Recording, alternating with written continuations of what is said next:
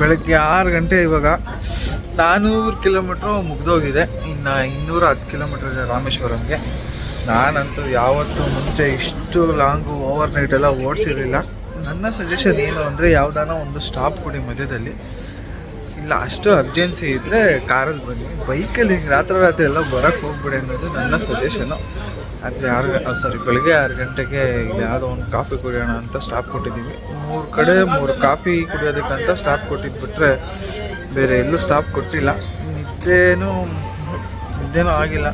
ಈಗ ಲೋಗ್ ಸ್ಟೇ ಆಗಬೇಕು. ನಾವು ರಾತ್ರಿ ಓಡಿಸೋದಕ್ಕೆ ಒಂದು ಮೇಜರ್ ರೀಸನ್ ಏನಂದರೆ ಹಗಲೊತ್ತಲ್ಲಿ ಗಾಡಿ ಓಡ್ಸೋಕ್ಕಾಗಲ್ಲ, ತುಂಬ ಬಿಸಿಲಿರುತ್ತೆ ಈ ಕಡೆ. ಸೊ ಕೋಸ್ಟಲ್ ರೀಸನ್ ಅಲ್ವಾ, ಕೋಸ್ಟಲ್ ರೀಸನಲ್ಲಿ ಅಷ್ಟು ಬಿಸಿಲು ಓಡಿಸೋಕ್ಕಾಗಲ್ಲ. ನಮ್ಮ ಕಾಫಿ ರೆಡಿ ಆಯಿತು, ಕಣ್ಣೆಲ್ಲ ಒಂದು ಕಾಫಿ ರೆಡಿ ಆಯಿತು, ಕುತ್ಕೊಂಡ್ಬಿಟ್ಟು ಹೊಡ್ತೀವಿ. ಇನ್ನೂ 200 ಕಿಲೋಮೀಟ್ರ್ ಇದೆ.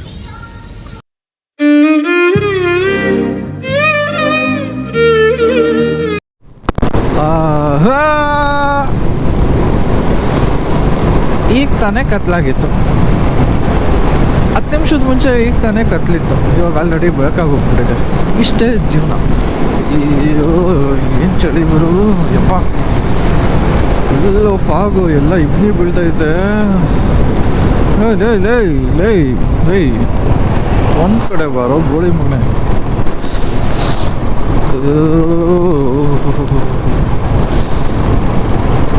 ಏನು ಚಳಿ ಆಗ್ತಿದೆ ಗುರು. ಕಾಫಿ ಗೀಫಿ ಎಲ್ಲ ಏನೂ ವರ್ಕ್ ಆಗಲ್ಲ, ಬೇರೆ ಮೆಡಿಸಿನ್ ತಗೋಬೇಕು. ಏನು ವೆದರ್ ಗುರು, ಏನು ವೆದರು. ಕಡೆ ಸನ್ರೈಸ್ ಬೇರೆ ಆಗ್ತಾ ಇದೆ. ಚಳಿ ಮಾತ್ರ ಸರಿಯಾಗಿದೆ.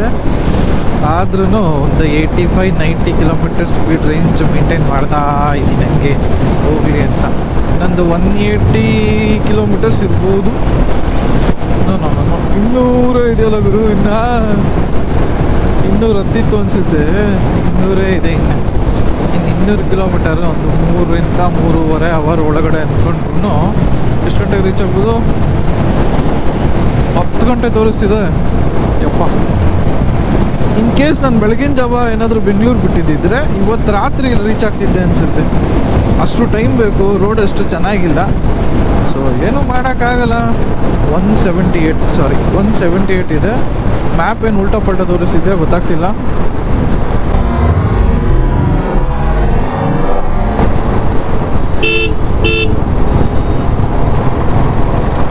ಪುಳಿಯೋಗರೆ ಅನ್ಲೋದ ಹಿಂದೆ ಕಾಣಿಸ್ದಲ್ಲೇ ಹೋಗ್ಬಿಟ್ನಲ್ಲ.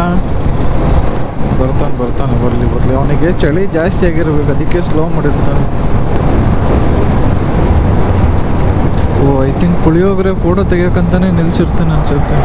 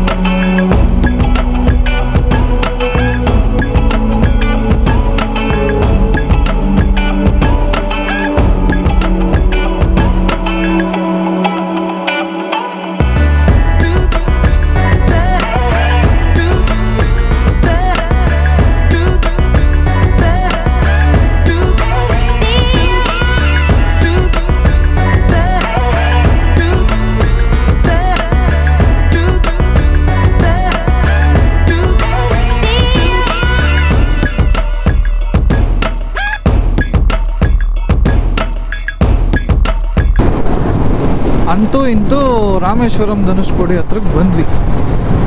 ಸೀತಾಮಾತೆಗೋಸ್ಕರ ಶ್ರೀರಾಮ ಅಯೋಧ್ಯೆಯಿಂದ ಬಂದಿದ್ರು ಹುಡುಕೊಂಡು ಸೀತಾಮಾತೆನ. ಅವರಿಗೆ ಸಾಥ್ ಕೊಡೋಕ್ಕಂತ ಆಂಜನೇಯ ಅವರು ಕರ್ನಾಟಕದಿಂದ ನಡ್ಕೊಂಡೇ ಬಂದಿದ್ರು ಶ್ರೀರಾಮ ಅವ್ರ ಜೊತೆಗೆ. ಅಷ್ಟು ಕಷ್ಟಪಟ್ಟು ಕಟ್ಟಿರೋದನ್ನು ನೋಡೋದಕ್ಕೆ ನಾವು ಬೈಕಲ್ಲಿ ಬರೋಕ್ಕಾಗಲ್ವ? ಆಗುತ್ತೆ ಗುರು. ರಾತ್ರಿ ಎಲ್ಲ ಗಾಡಿ ಓಡಿಸಿ ಬೆಳಿಗ್ಗೆ ಬಂದ್ವಿ ನೋಡಪ್ಪ ಧನುಷ್ಕೋಡಿಗೆ. ಈ ಕಡೆನೂ ಸಮುದ್ರ, ಈ ಕಡೆನೂ ಸಮುದ್ರ, ಎಲ್ಲ ಕಡೆ ಸಮುದ್ರ ಸಮುದ್ರ ಸಮುದ್ರ. ಈ ಸಮುದ್ರದ ನೀರು ಕಲರ್ ಡಿಫ್ರೆಂಟ್ ಆಗಿದೆಯಲ್ಲ ಸ್ವಲ್ಪ. ಅಲೆಗಳೆಲ್ಲ ಜಾಸ್ತಿ ಇಲ್ಲ, ಕಾಮಾಗಿದೆ ಸಮುದ್ರ. ಓಷನ್ಸ್ ಫುಲ್ಲು ಫ್ಲ್ಯಾಟ್ ಆಗಿದೆ. ನೋಡೋಣ ಇದು ಹೆಂಗಿದೆ. ಓ, ಈ ಬ್ರಿಡ್ಜು ನಾನು ಟಿ ವಿಲಿ ನೋಡಿದ್ದೆ, ಚೆನ್ನೈ ಎಕ್ಸ್ಪ್ರೆಸ್ ಮೂವಿನಲ್ಲಿ. ಆ ಕಡೆ ಟ್ರೈನ್ ಹೋಗುತ್ತೆ, ಈ ಕಡೆ ನಾವು ರೋಡಲ್ಲಿ ಹೋಗೋದು ಬ್ರಿಡ್ಜ್ ಇದೆಯಲ್ಲ, ಅದೇ ಬ್ರಿಡ್ಜ್ ಇದು. ಓ, ಏನು ಫುಲ್ಲು ರಶ್ ಐತಲ್ಲ ಇಲ್ಲಿ, ಹೆವಿ ರಶ್ ಇದೆ. ಎಲ್ಲ ಗಾಡಿಗಳೆಲ್ಲ ಇಲ್ಲೇ ಹಾಕ್ಬಿಟ್ಟವ್ರೆ. ಪೋರ್ಟ್ ಬೇರೆ ಇದು.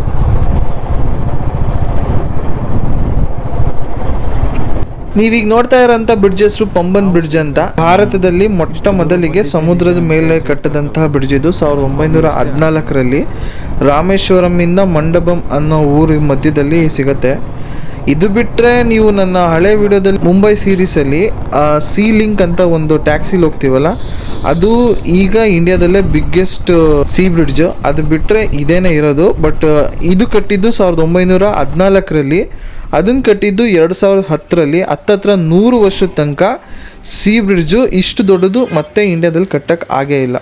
ಆದರೆ ಭಾರತದಲ್ಲಿ ರಸ್ತೆ ಮತ್ತು ರೈಲ್ವೆ ಎರಡೂ ಅಕ್ಕಪಕ್ಕ ಸಮುದ್ರದ ಮೇಲೆ ಹಾದು ಹೋಗುವಂಥ ಜಾಗ ಅಂತ ಕಾಣಿಸೋದು ರಾಮೇಶ್ವರಂ ಪಂಬನ್ ಬ್ರಿಡ್ಜ್ ಹತ್ರ ಮಾತ್ರ. ಇದನ್ನು ನೋಡೋಕ್ಕೆ 2 ಕಣ್ಣು ಸಾಲದು ಗುರು.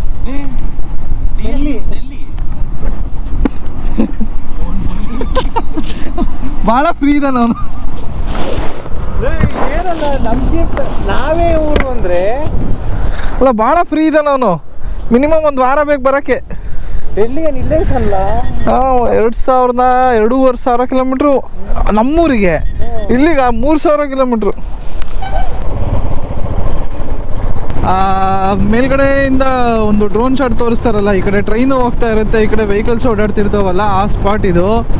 ಹೆವಿ ಉದ್ದ ಬ್ರಿಡ್ಜುಗಳು. 2 ರೈಲ್ವೆ ಟ್ರ್ಯಾಕ್ ಇದ್ದಾವೆ, ಒಂದು ಹಳೆಯ ರೈಲ್ವೆ ಟ್ರ್ಯಾಕು, ಒಂದು ಹೊಸ್ದಾಗಿ ಮಾಡಿರೋದು. ತುಂಬ ಸಖತ್ತಾಗಿದೆ ನೋಡೋದಕ್ಕೆ. ಈ ವೆಜಿಟೇರಿಯನ್ ಫ್ರೆಂಡ್ಸ್ ಬಂದ್ಬಿಟ್ರೆ ಇದೊಂದು ಗೋಳು.